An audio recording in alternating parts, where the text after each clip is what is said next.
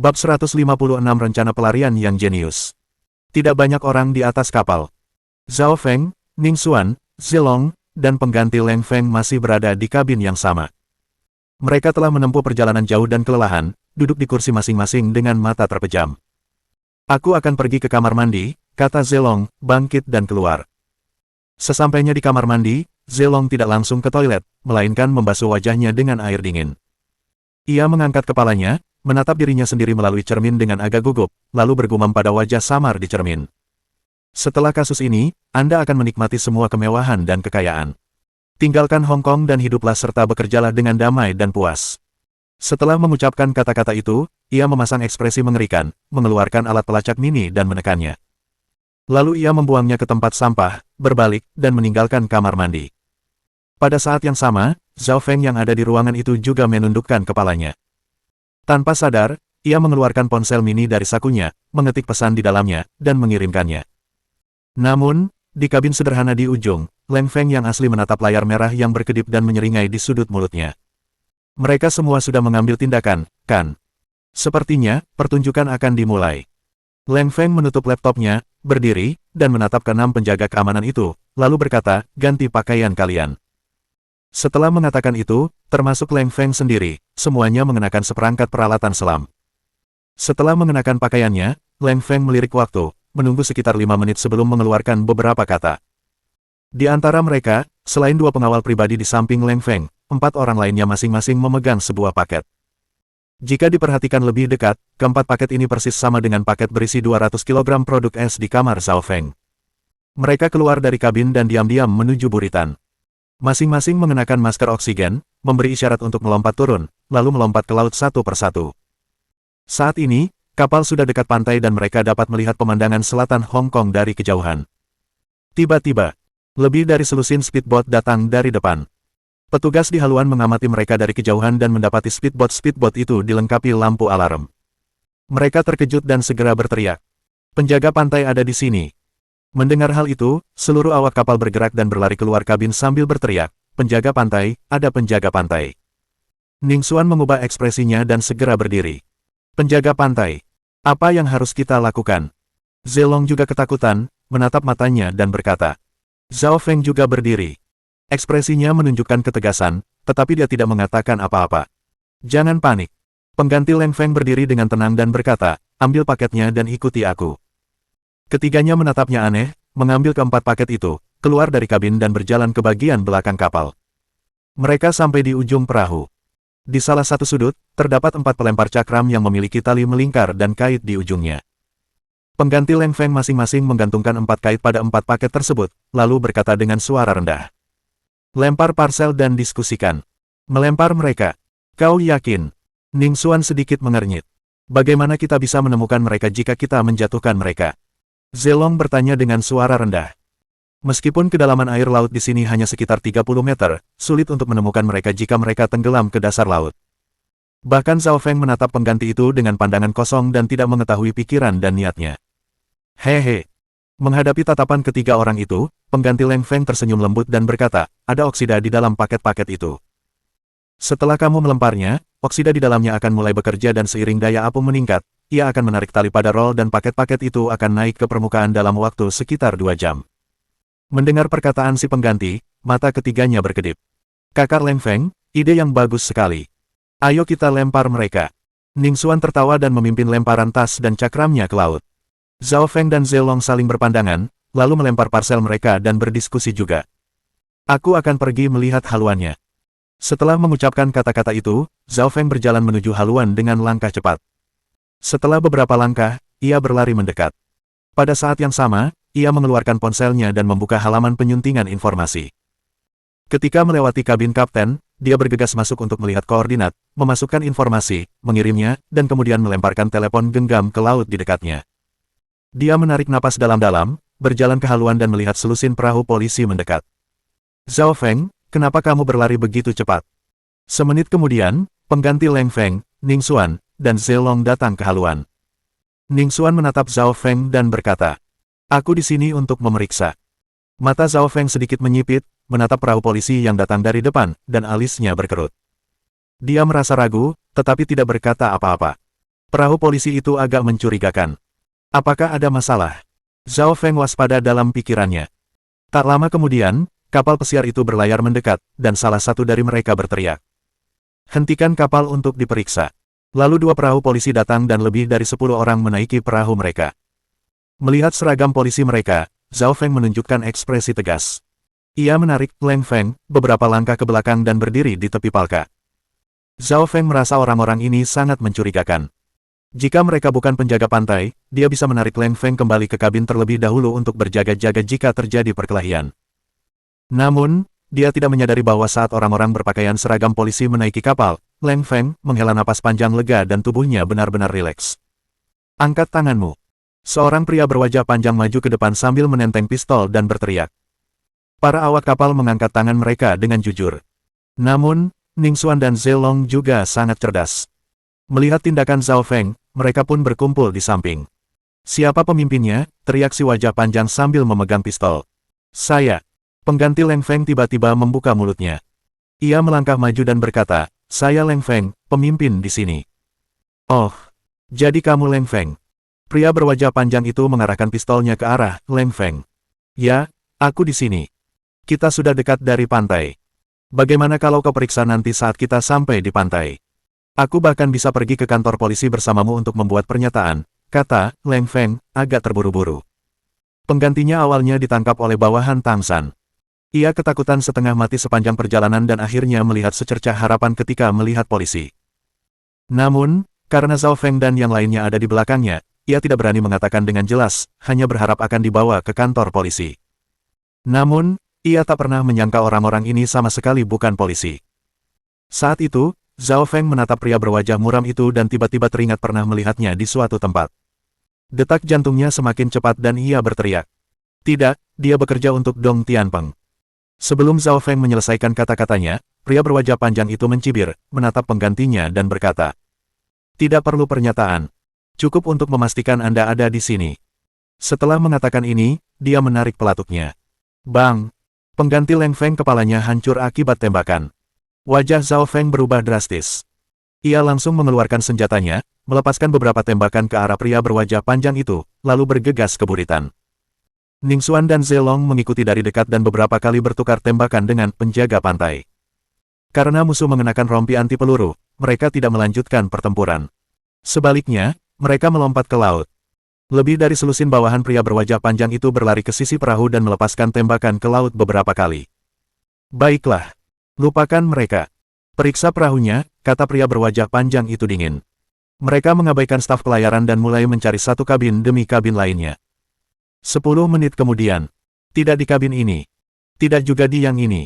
Tidak ada temuan. Tidak ada temuan. Bagaimana mungkin? Cari lagi dengan lebih teliti.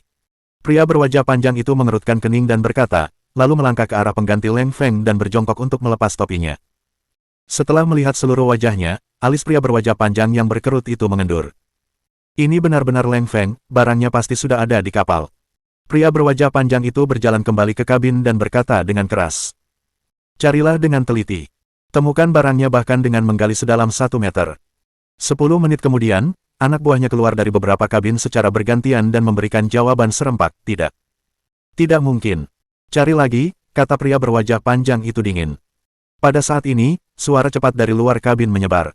Kakak, polisi datang. Pria berwajah panjang itu berjalan keluar dengan langkah cepat.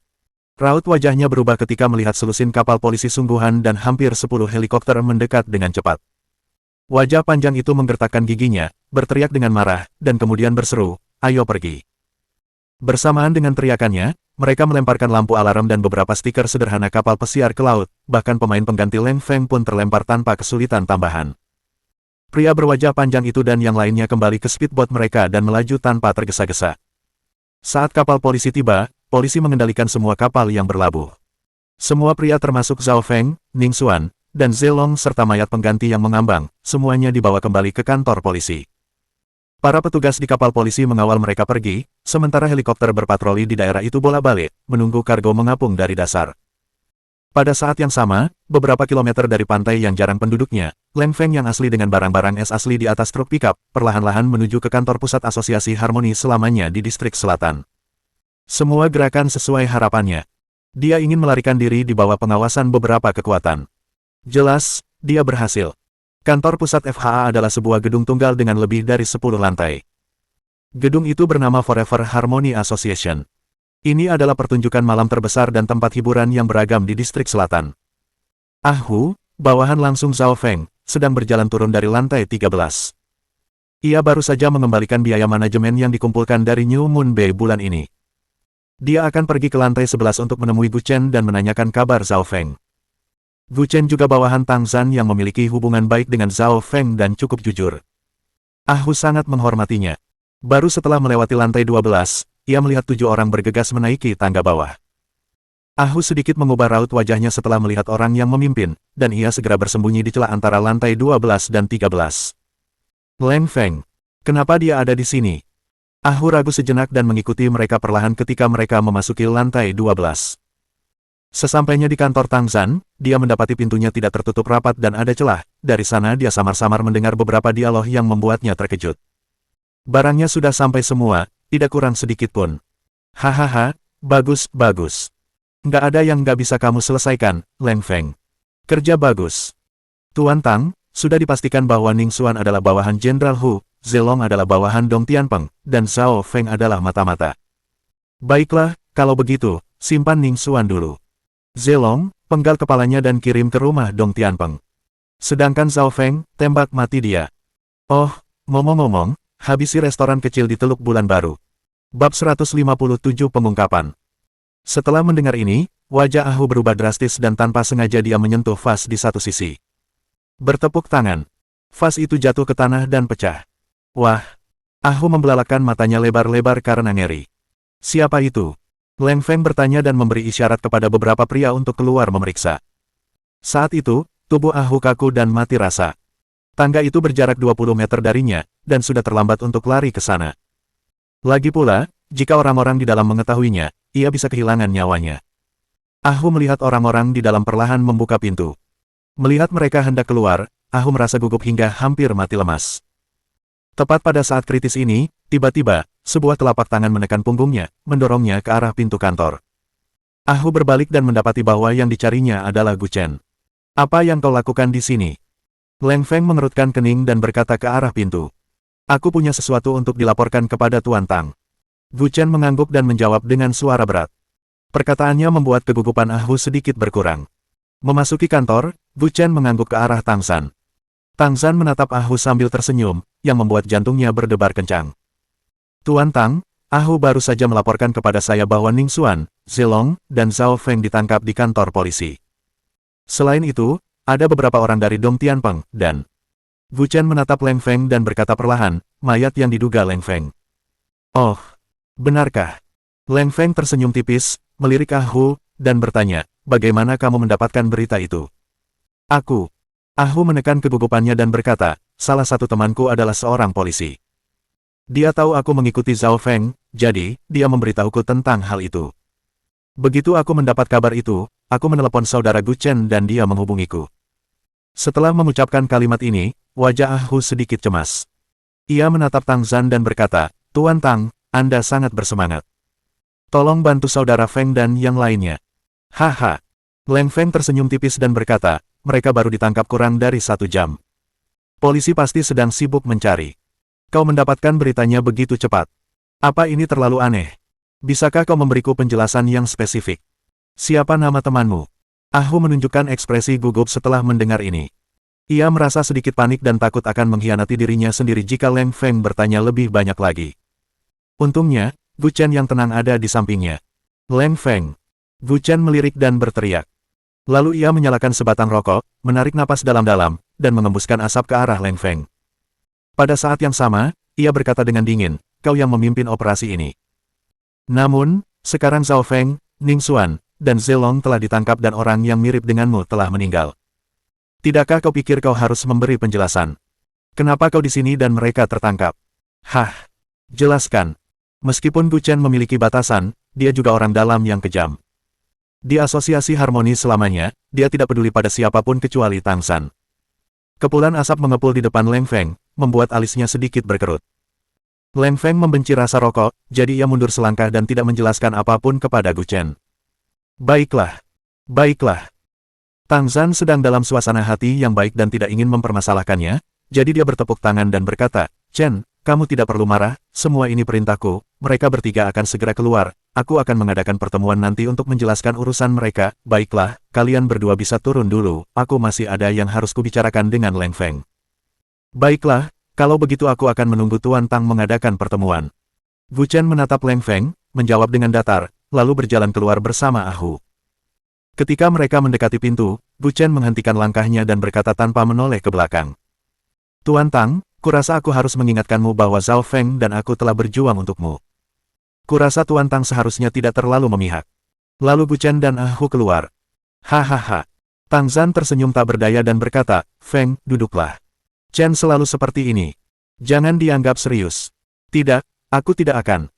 Leng Feng menggelengkan kepalanya sedikit dan berkata, orang seperti dia yang sering marah cenderung tidak curiga.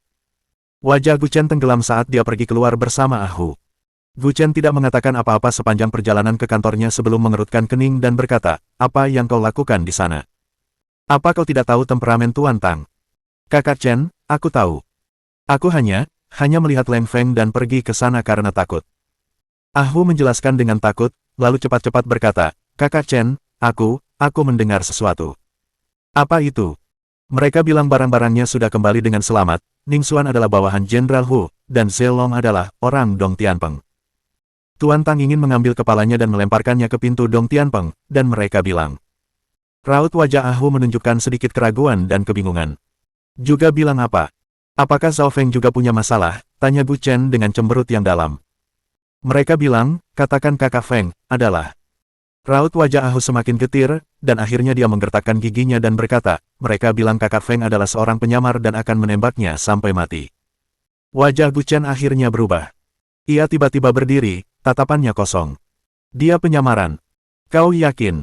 Serius? Siapa yang bilang begitu? Wu Chen menatap Ah Hu dan bertanya dengan suara yang dalam. Leng Feng melakukannya, lalu Tuan Tang berkata, dia akan menembak mati kakak Feng tanpa pandang bulu. Ah Hu menjawab tanpa ragu. Wu Chen sempat gelisah. Ia mondar-mandir di kantor, menyalakan sebatang rokok, dan menghisapnya dalam-dalam. Setelah menghabiskan sebatang rokok, dia mengalihkan pandangannya keluar jendela, melempar puntung rokok ke tanah, dan berkata perlahan. Katakan pada Zhao Feng untuk kabur dan meninggalkan Hong Kong. Oke, kamu boleh pergi sekarang. Memem. Ah Hu mengangguk dan keluar dengan ekspresi rumit. Wu Chen mendesah pelan. Zhao Feng adalah sahabatnya di Forever Harmony Association. Keduanya saling menghargai karena memiliki temperamen, karakter, dan gaya yang sama dalam melakukan sesuatu. Dia masih ingat ketika Zhao Feng pertama kali bergabung dengan Asosiasi Harmoni Abadi, mereka bertarung di arena tantangan. Akhirnya, mereka bertarung dengan sengit. Saat itulah persahabatan mereka dimulai. Namun, mendengar berita itu, Wu Chen tahu bahwa ia tidak bisa lagi membantu Zhao Feng. Lagi pula, tidak ada yang bisa menyelamatkan seorang penyamar.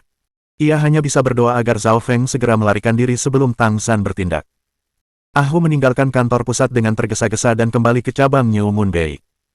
Karena telepon Zhao Feng masih mati, Ah Hu meminta lebih dari selusin bawahan dekatnya untuk menjaga kantor polisi dengan menyamar dan meneleponnya ketika Zhao Feng keluar.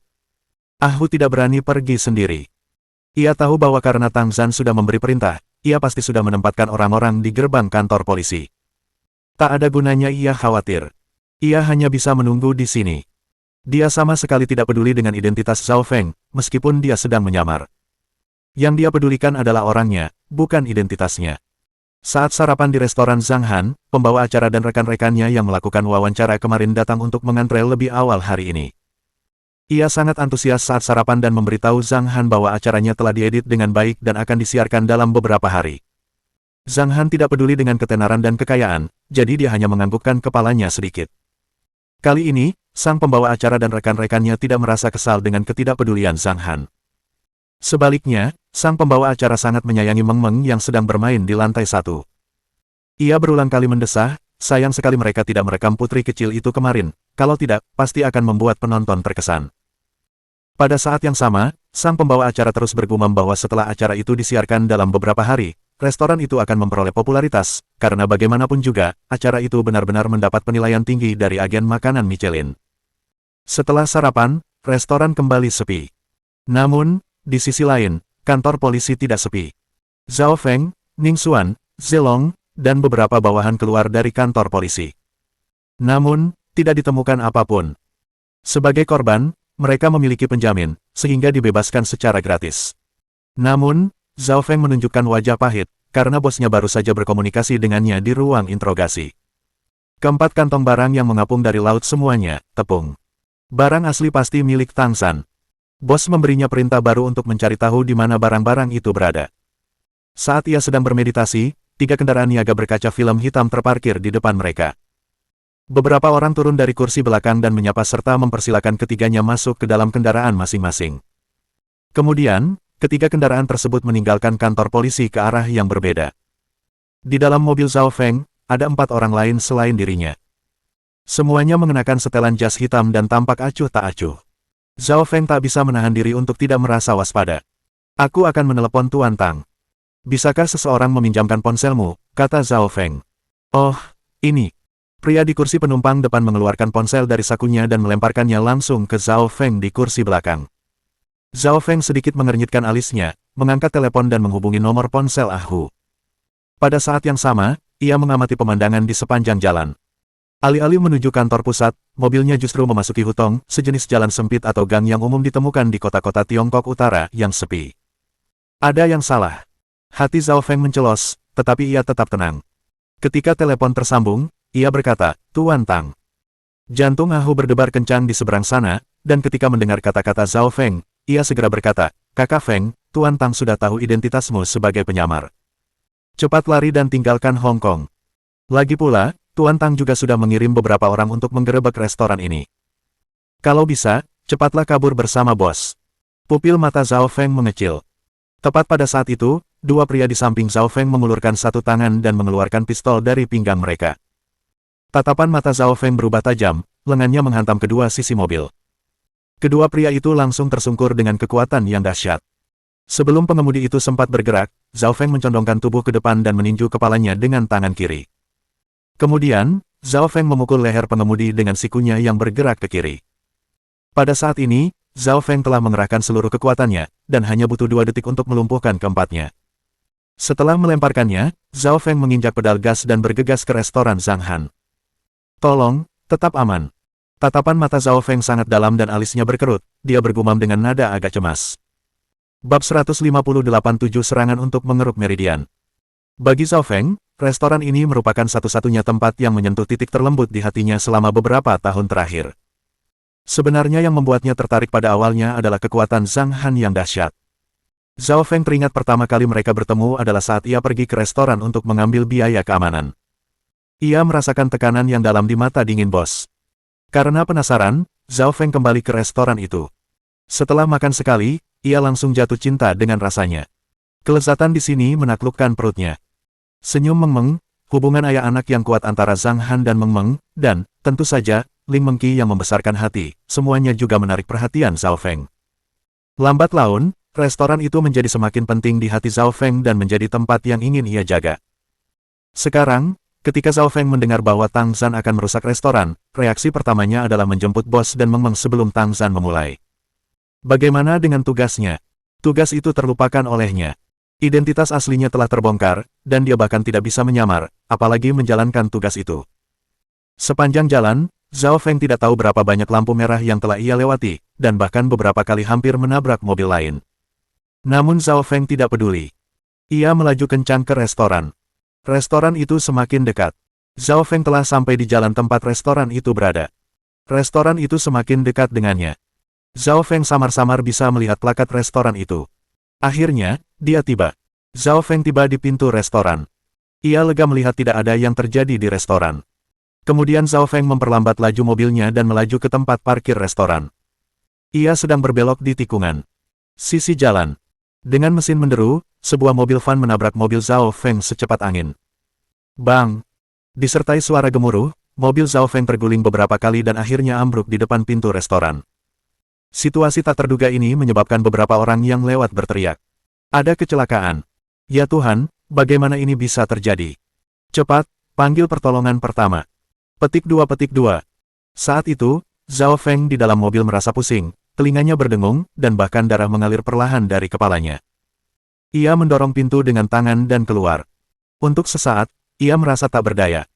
Ia berdiri perlahan dan memandangi Fan yang headstock-nya rusak, sambil tersenyum sedih. Di bawah tatapannya, Fan itu tiba-tiba muncul, dan pintu di tengahnya terbuka. 3 pria bertopi dan bersenjata muncul. Dadada. Suara tembakan terdengar acak. Meskipun Zhao Feng sudah membuat gerakan berbaring, ia masih terkena beberapa tembakan. Celepuk. Dia terjatuh ke tanah, menyipitkan matanya, merasakan tubuhnya perlahan mendingin. Apakah aku, akhirnya, bebas? Suara tembakan terus berlanjut. Bos. Meng-meng. Zhao Feng terjatuh, namun tembakannya tidak berhenti. Hujan peluru memecahkan seluruh kaca restoran. Perabotan dan piano di restoran juga terkena tembakan.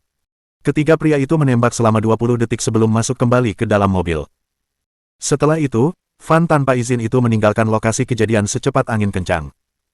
Saat itu, orang-orang di jalan tercengang, merasakan kaki mereka menjadi lunak dan hampir roboh ke tanah. Seseorang terbunuh. Kerumunan itu pun kacau balau. Bagaimana dengan Zhang Han dan Meng Meng di restoran? Tentu saja, itu bukan cedera.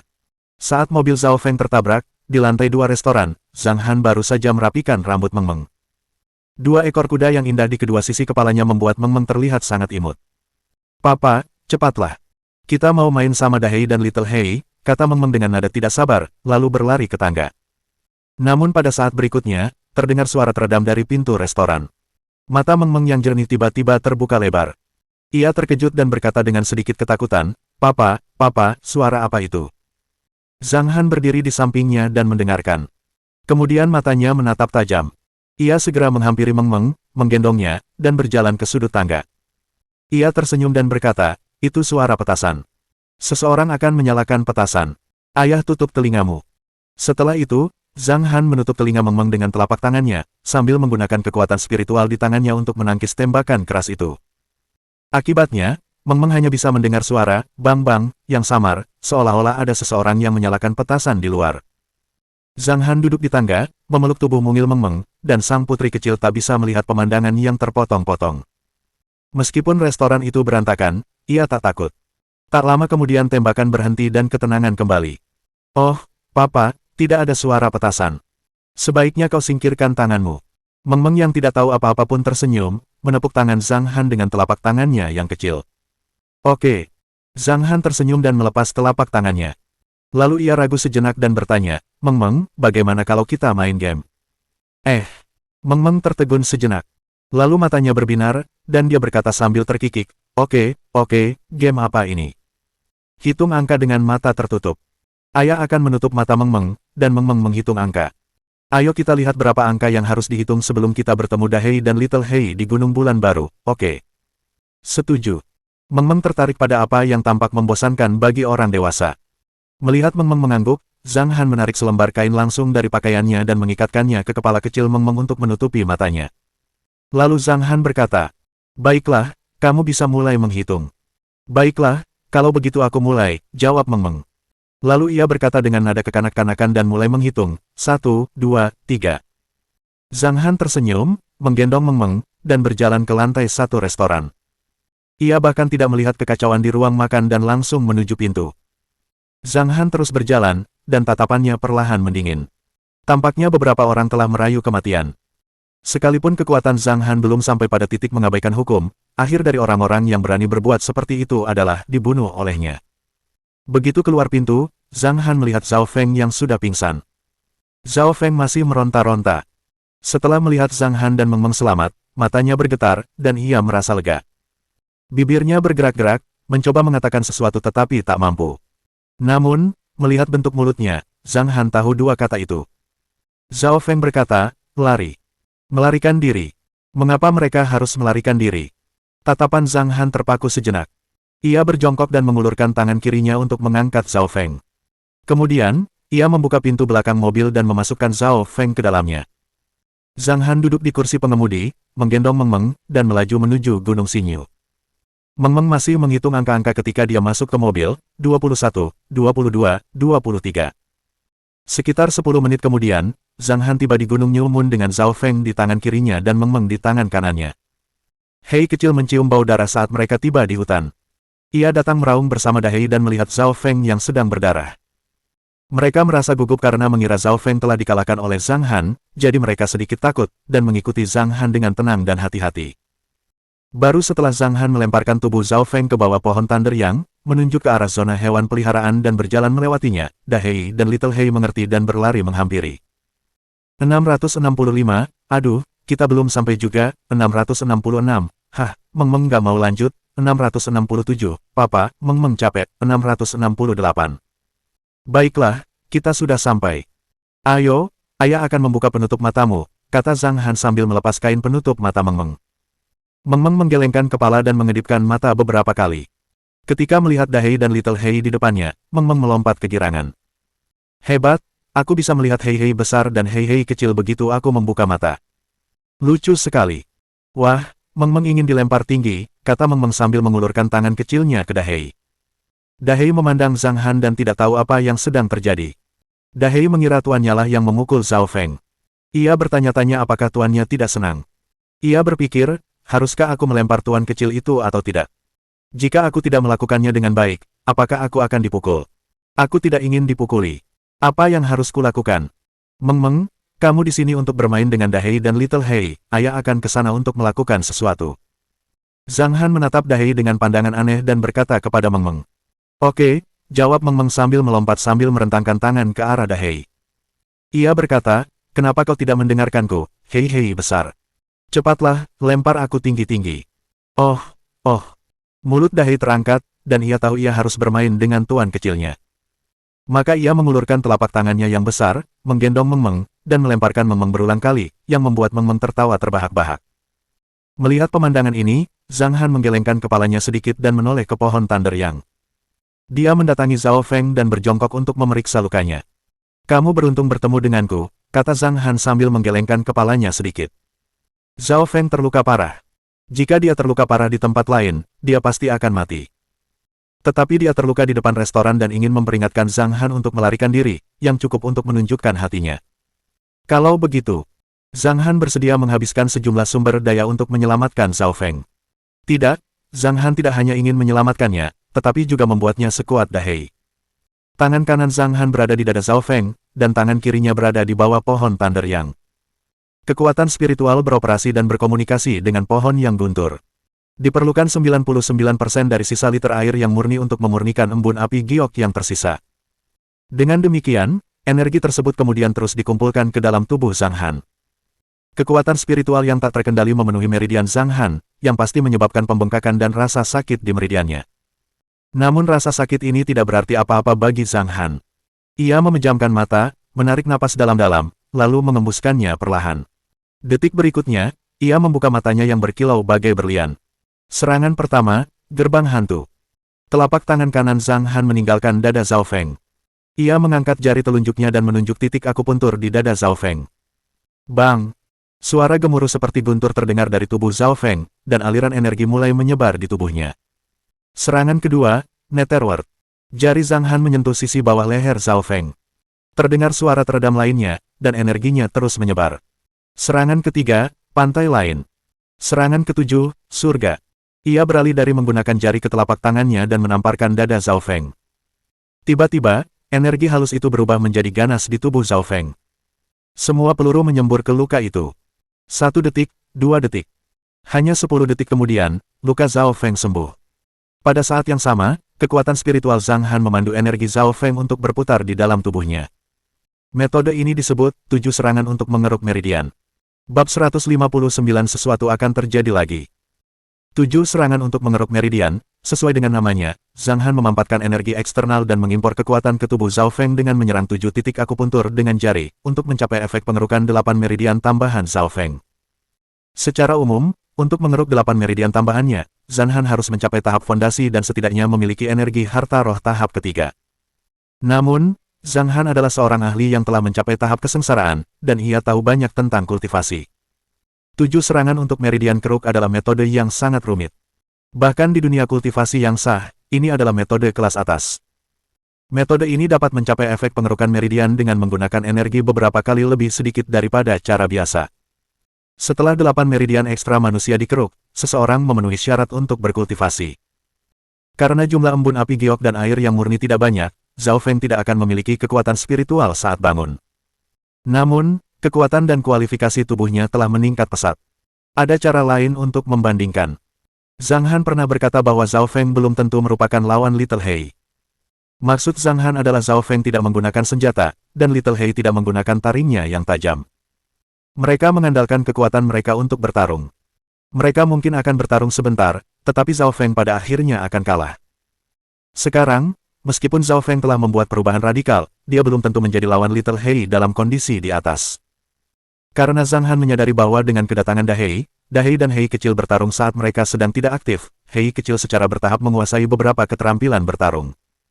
Hei kecil sangat cepat, dan ia dapat menemukan peluang serangan dengan terus-menerus berkeliaran. Jadi, Hei kecil tidak menderita akibat Dahei. Hal ini membuat Zhang Han memandang Hei kecil dengan mata baru. Ia tidak menyangka Hei kecil bisa menguasai keterampilan ini sendirian. Little He bukanlah petarung yang aktif di masa damai, tetapi daya mematikannya meningkat beberapa kali lipat saat ia menyerang musuh karena gadingnya terlalu tajam. Ketika Hei kecil menyerap energi, tubuhnya hanya menyerap setengahnya, dan giginya menyerap setengahnya lagi. Sepertinya sebentar lagi, giginya akan mencapai tingkat harta roh. Kemampuan Little He dan Dahei tak terbatas, begitu pula Zhao Feng, yang akan diterima Zhang Han sebagai muridnya.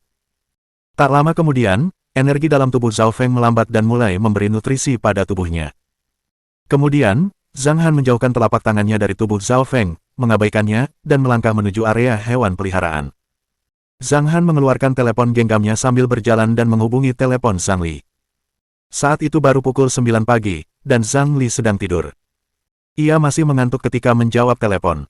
Halo, Kak, kenapa telepon pagi-pagi begini? Nyebelin banget. Aku belum bangun. Restoran itu diserang. Oh, apa yang menyerang, apa?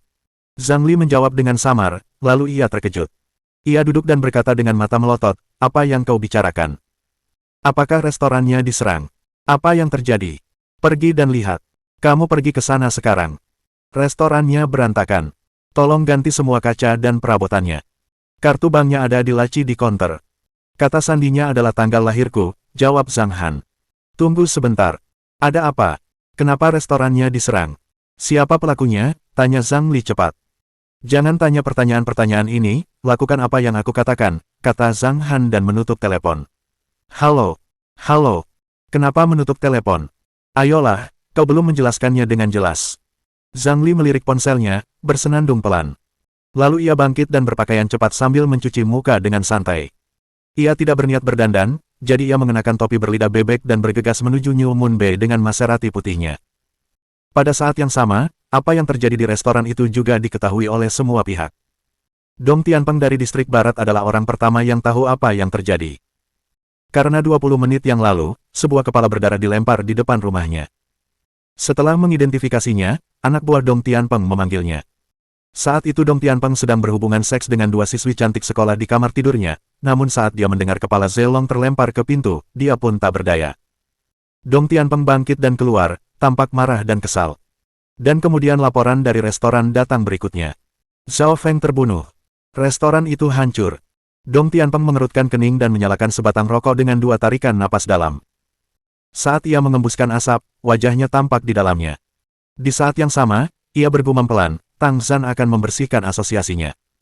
Aku khawatir beberapa orang akan terpengaruh. Dia tahu betul bahwa di Asosiasi Harmoni Abadi, selain orang-orang yang datang ke Dong Tianpeng, ada juga orang-orang dari Xia San Hao dan Ye Han. Dia juga tahu ada orang-orang yang menyamar di dalam pasukannya. Ini wajar saja. Pada saat ini, seorang pria berusia 40-an di samping Dong Tianpeng bergumam, selain kematian Zhao Feng, restoran itu juga dihujani tembakan, tetapi tanpa korban jiwa. Mengingat sifat keras kepala bos, dia tidak akan berhenti sampai Tang Zhan mati. Kekuatan bos memang bisa menimbulkan banyak masalah. Tetapi jika dia berhadapan langsung dengan Tang Zhan, sepertinya dia tidak akan mampu mengalahkan Tang Zhan. Jangan lupa bahwa para agen Tang Zhan semuanya direkrut dari perusahaan keamanan air hitam dengan uang yang sangat banyak. Benar, Dong Tianpeng mengangguk dan berkata, tapi Xia San Hao pasti akan membantu bos restoran. Ye Han tidak akan tinggal diam. Kita juga berharap bisa menggulingkan Tang Zhan. Dengan cara ini, dipimpin oleh bos dan dibantu oleh 3 kekuatan kita, peluang mengalahkan Tang Zhan jauh lebih tinggi. Meski begitu, tetap saja ada masalah. Pria di sebelahnya sedikit mengernyit dan berkata, seperti yang kau lihat dari terakhir kali Zhang Han menghancurkan klub malam Changsheng, dia orang yang tangguh. Aku khawatir, dengan emosinya, dia akan langsung menyerang Tang San. Kita harus segera menghubunginya dan membahas detail aksinya. Baiklah. Dong Tianpeng mengangguk. Adegan serupa juga ditampilkan di situs Xia Sanhao dan Ye Han. Saat ini, sepertinya akan terjadi sesuatu antara pasukan bawah tanah di Pulau Selatan Hong Kong. Tentu saja, bukan hanya pasukan bawah tanah yang terdampak. Kali ini, di markas besar kepolisian distrik selatan. Ketika seorang petugas polisi melaporkan apa yang terjadi di restoran, direktur restoran itu sedikit mengubah wajahnya dan melambaikan tangan untuk mengusir petugas itu. Zhao Feng, mati. Alis direktur berkerut. Di seluruh kantor polisi, dialah satu-satunya yang tahu identitas Zhao Feng. Dia juga bukan atasan langsung yang memberikan tugas kepada Zhao Feng. Saat ini, mendengar kabar dari Zhao Feng, hatinya sedikit bingung.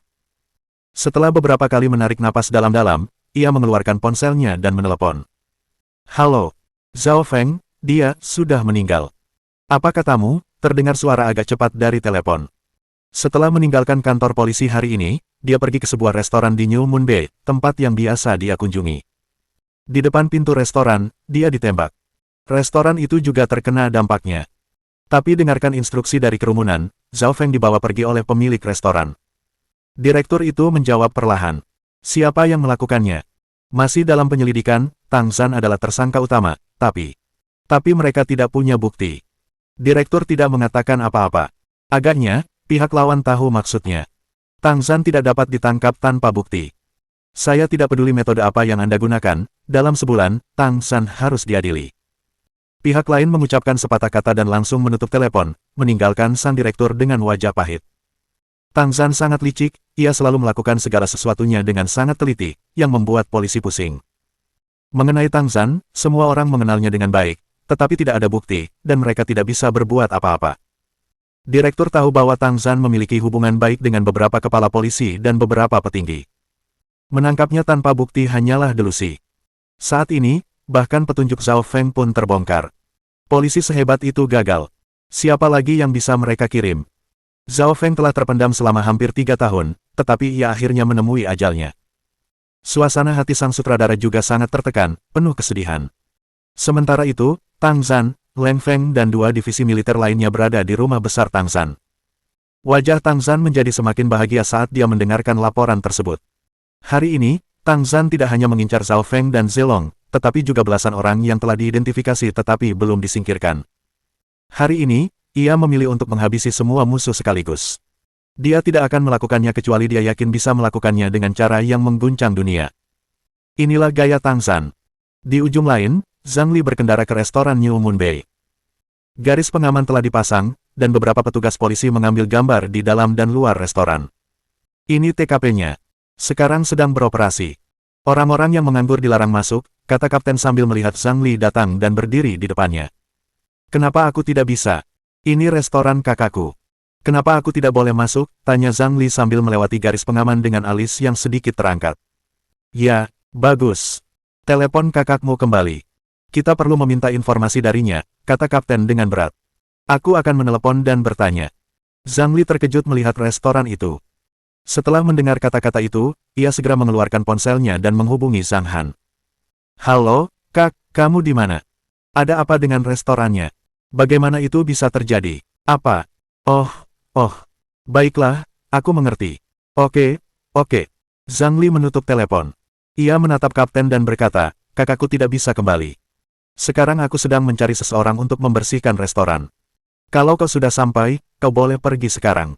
Apa? Kapten itu mengerutkan kening dan berkata, keluarlah dari sini dan jangan halangi kami menjalankan tugas resmi kami. Lagi pula, kalau kau adik pemilik restoran, suruh dia datang cepat. Lebih baik jangan sampai kami menangkapnya. Menangkapnya. Zhang Li menatap dan berteriak, apakah saudaraku melakukan kejahatan? Apakah kau punya surat perintah penangkapan? Ini restoran pribadi saudaraku. Apakah dia mengizinkanmu masuk? Apakah kau bertanggung jawab atas kehilangan itu? Nyonya, sang kapten menahan amarahnya dan berkata dengan suara parau, baru saja terjadi penembakan di sini. Sebaiknya Anda tidak membuat keributan yang tidak perlu di sini, atau kami berhak menangkap Anda. Dan Anda tidak dapat membuktikan bahwa Anda terkait dengan restoran ini untuk sementara waktu. Saya sarankan Anda kembali ke tempat asal Anda. Siapa yang kau bilang membuat masalah tanpa alasan?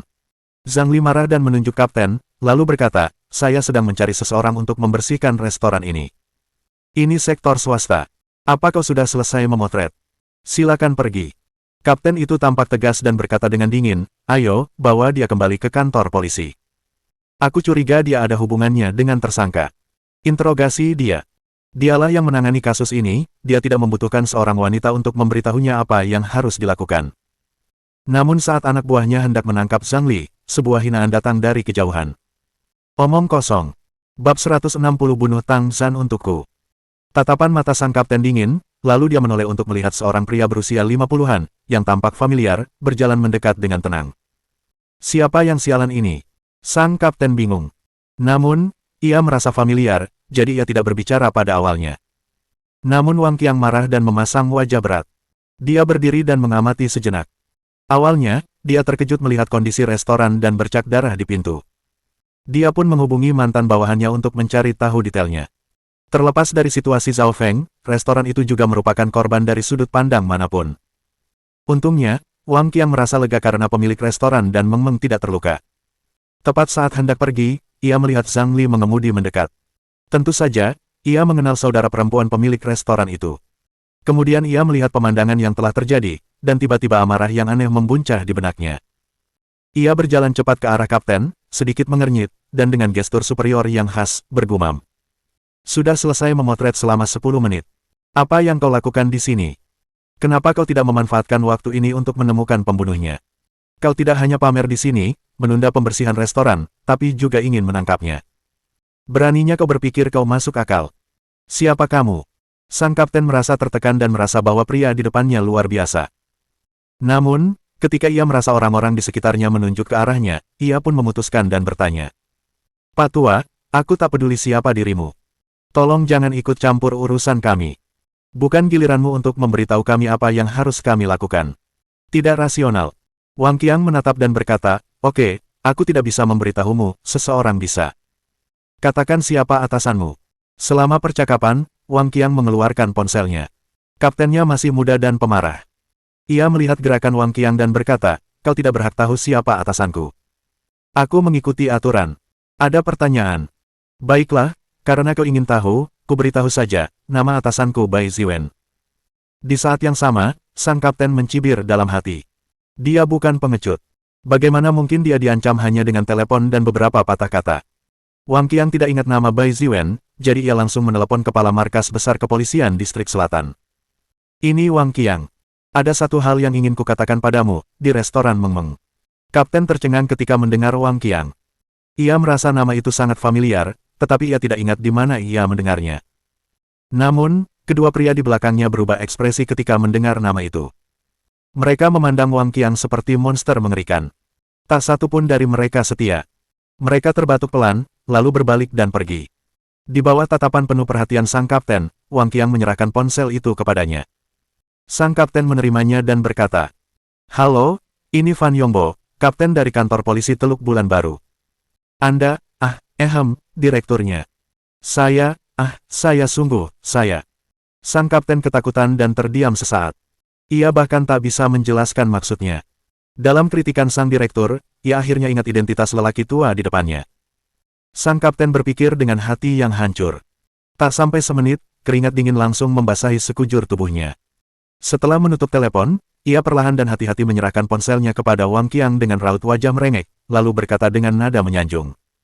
Yah, Direktur Wang, aku tidak menyangka itu kau. Maafkan aku. Aku melakukan itu karena aku khawatir dengan kasus ini. Kepada siapa kamu harus meminta maaf?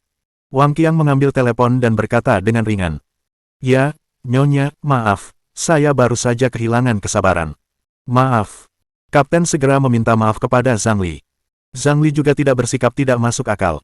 Melihat kapten meminta maaf, ia memutar matanya, lalu mengubah ekspresinya. Ia menatap Wang Qiang sambil tersenyum dan berkata, Paman Wang, terima kasih. Kenapa Anda di sini? Saya baru saja lewat. Saya tidak menyangka hal seperti ini akan terjadi. Restorannya juga terkena dampak, dan itu juga tanggung jawab polisi, kata Wang Qiang sambil menggelengkan kepalanya pelan, lalu mendesah pelan. Ya, ini salah kami. Lain kali kami harus memperbaiki diri dan menambah jumlah patroli, kata sang kapten sambil mengangguk. Ia tak kuasa menahan kepahitan di hatinya. Tak seorang pun bisa mengantisipasi hal seperti itu. Zhang Li menatap kapten dengan pandangan sinis dan berkata, "Sudahlah, jangan menyanjungku di sini. Kau tidak bisa disalahkan atas kecelakaan mendadak ini. Kalau sudah selesai, kau boleh pergi sekarang. Aku akan membersihkan restorannya." "Baiklah, kalau begitu, mari kami bantu kalian membersihkan." Sang kapten mengalihkan pandangannya, memanggil anak buahnya, masuk ke restoran, mengambil sapu pel, dan mulai membersihkan. Wang Qiang menatap mereka dan menggelengkan kepalanya tanpa daya. Mereka tidak bisa menangkap para bandit, tetapi mereka pandai menyanjung orang.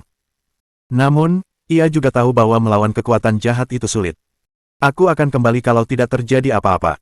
Sepertinya aku tidak bisa makan di sini siang ini," kata Wang Qiang sambil berbalik. Zhang Li masuk ke restoran, mengambil kartu bank Zhang Han, menelepon beberapa kali dan mulai berbelanja. Waktu menunjukkan pukul 1 siang. Di Gunung Bulan Baru. Bulu mata Zhao Feng bergetar, dan ia perlahan membuka matanya. Yang dilihatnya adalah pohon tinggi dan langit biru, dengan beberapa awan tipis mengambang di langit. Pemandangan yang begitu indah. "Apakah aku di surga?" gumam Zhao Feng. Tampaknya mungkin untuk menggambarkan Gunung New Moon sebagai surga di bumi. Tiba-tiba, terdengar suara yang familiar. "Hah, bos." Zhao Feng tertegun dan menatapnya lekat-lekat. Ia melihat Zhang Han duduk di atas batang pohon setinggi belasan meter, menatap dirinya sendiri. "Apa?" Zhao Feng bingung dan tidak tahu apa yang terjadi. Dia ingat betul bahwa dia terkena banyak peluru. Bisakah dia bertahan hidup dengan begitu banyak luka?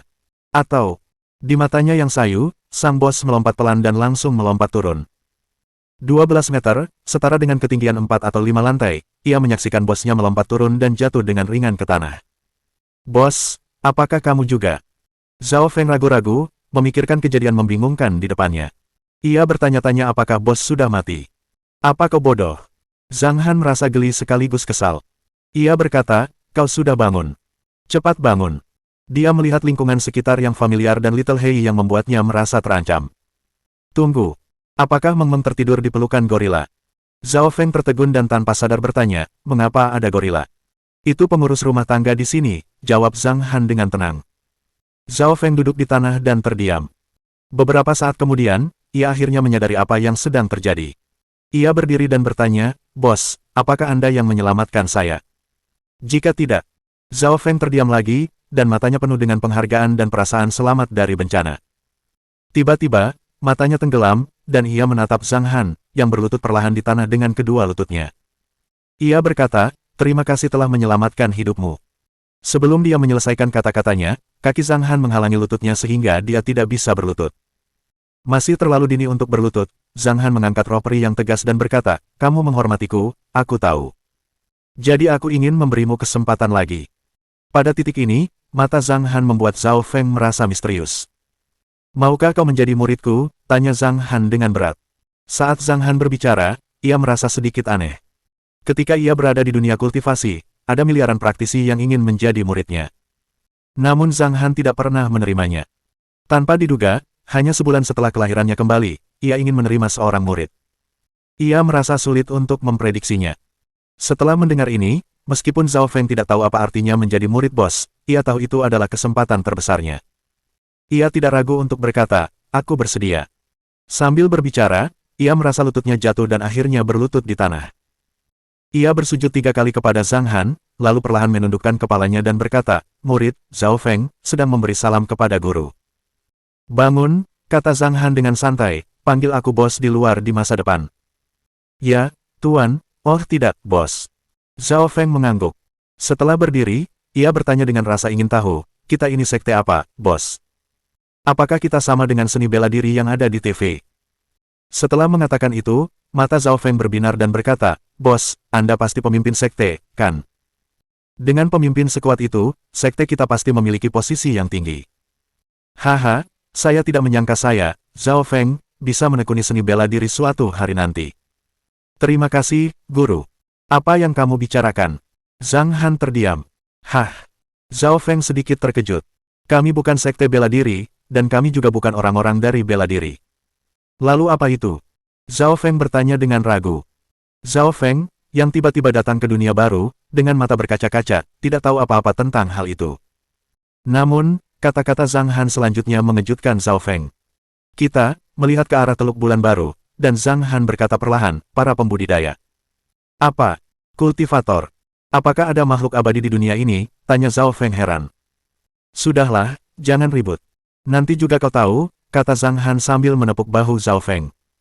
Zhao Feng mengangguk. Lalu tiba-tiba bertanya, Bos, apa nama sekte kita? Kalau suatu hari nanti aku bertemu dengan ahli bela diri lain, bisakah mereka tahu sekte kita saat aku memperkenalkan diri?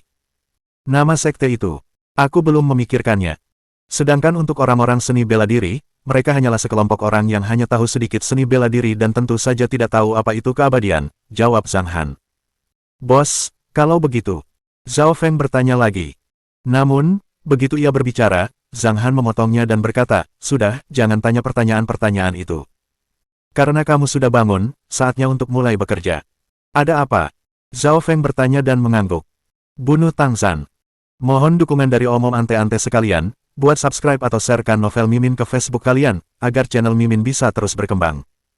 Dengan begitu, Mimin bisa lebih semangat untuk up novel seru lain ke depannya. Sekiranya ada kebutuhan buat subback, silakan inbox Mimin atau tuliskan di kolom komentar, Mimin dulukan dengan ucapan terima kasih.